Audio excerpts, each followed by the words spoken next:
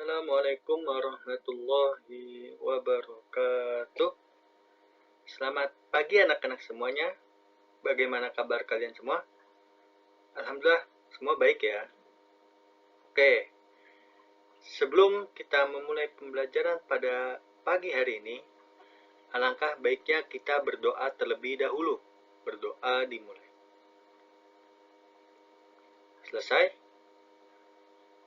Baik anak-anak, ada yang tahu pada pagi hari ini kita akan mempelajari materi apa?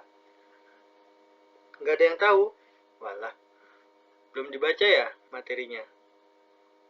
Oke, jadi pada pagi hari ini kita akan mempelajari materi baru, yakni materi teks biografi. Apa sih teks biografi itu? Ada yang tahu? Nggak ada yang tahu? Udah, nanti Bapak jelasin ya. Sebelum Bapak masuk materi pada pagi hari ini, alangkah baiknya Bapak akan membacakan tujuan pembelajaran dan capaian pembelajaran pada pagi hari ini.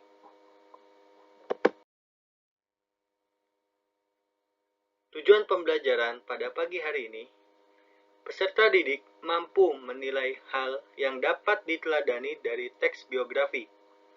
Yang kedua, peserta didik mampu mengungkapkan kembali hal-hal yang dapat diteladani dari tokoh yang terdapat dalam teks biografi yang dibaca secara tertulis.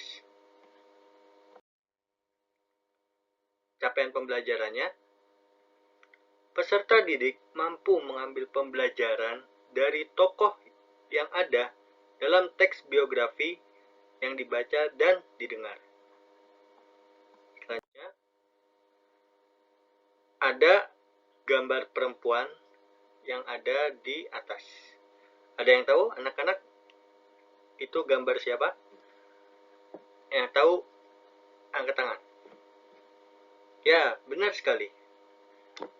Gambar tersebut merupakan gambar dari R.A. Kartini atau Raden Ajeng Kartini. Siapa Raden Ajeng Kartini?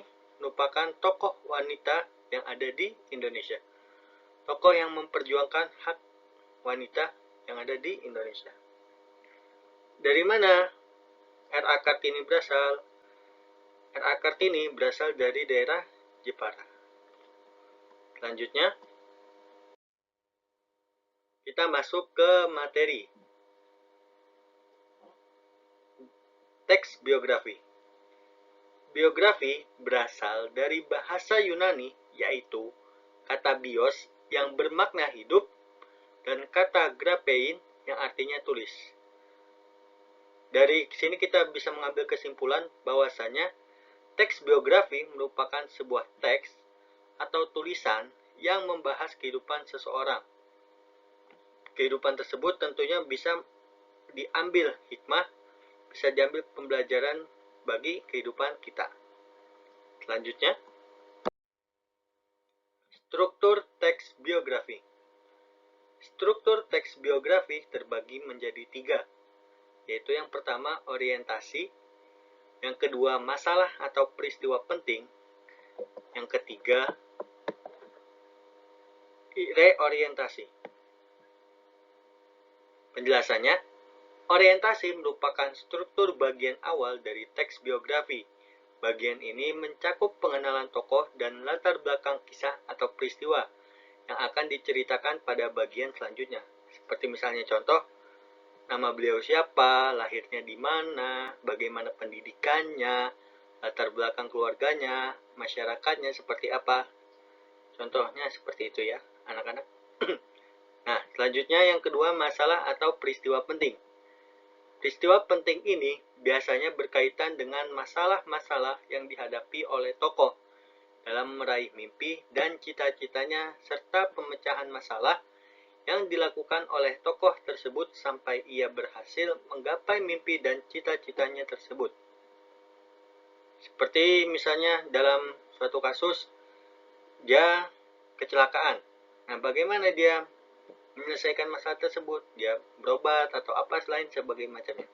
Nah, itu contoh dari masalah atau peristiwa penting. Selanjutnya, reorientasi.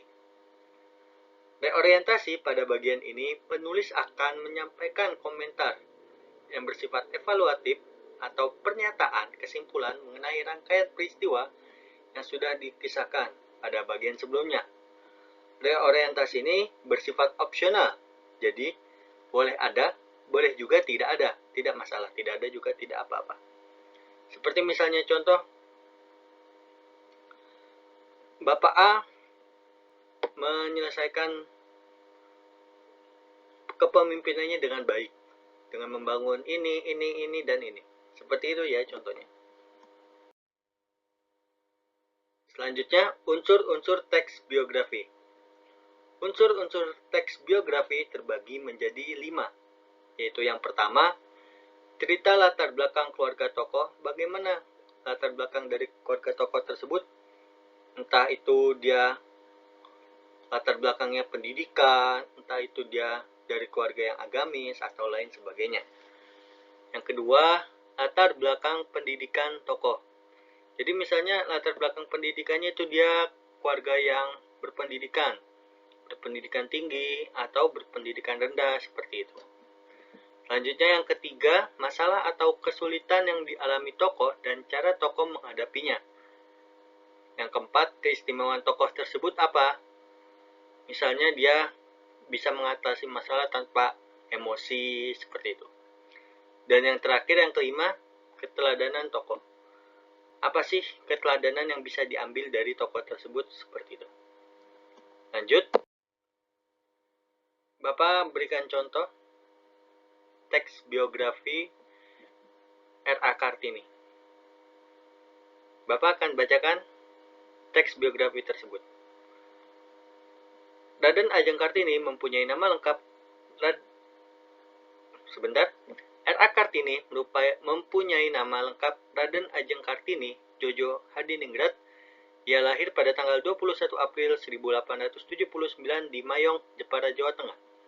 Ayahnya bernama Raden Mas Adipati Aryo Sostroningrat yang merupakan seorang bupati Jepara kala itu. Ibunya bernama M.A. Ngasirah, putri dari Nyai Haji Siti Aminah dan Kiai Haji Madirono, seorang guru agama di Telukawur, Jepara. Lahir dari keluarga yang berpengaruh membuat R.A. Kartini memperoleh pendidikan yang baik. Kartini pun diperbolehkan bersekolah di ILS, Europes Leger School. Di sini Kartini belajar bahasa Belanda. Akan tetapi setelah usia 12 tahun, ia harus tinggal di rumah karena harus dipingit. Kebiasaan dan adat kala itu, wanita yang mempunyai umur yang cukup harus tinggal di rumah dan dipingit. R.A. Kartini lalu terpaksa memendam keinginan untuk sekolah tinggi. Untuk mengisi waktu luangnya karena dipingit, R.A. Kartini lantas gemar untuk membaca. Ia banyak membaca buku dan surat kabar berbahasa Belanda. R.A. Kartini pernah tercatat membaca buku karya Louis Coperus yang berjudul The Steel Crutch karya Van Eden, Augusta de Wirt roman feminis karya Nyonya Kok de Jong van Beek. Mungkin anak-anak bisa baca sendiri sampai akhir ya. Bapak berikan waktu 5 menit, cukup. Oke, Bapak tunggu. Sudah selesai bacanya? Sudah. Oke, baik. Selanjutnya, kan kalian sudah membaca teks biografi yang Bapak berikan. Apa pembelajaran yang bisa kalian ambil dari tokoh R.A. Kartini ini? Ada yang tahu? Ya, benar sekali. Jadi R.A. Kartini ini, walaupun dia diperingat, dikekang lah maksudnya, bahasanya itu dikekang, dengan adat istiadat yang ada, tapi beliau tuh tetap semangat membaca dan lain sebagainya.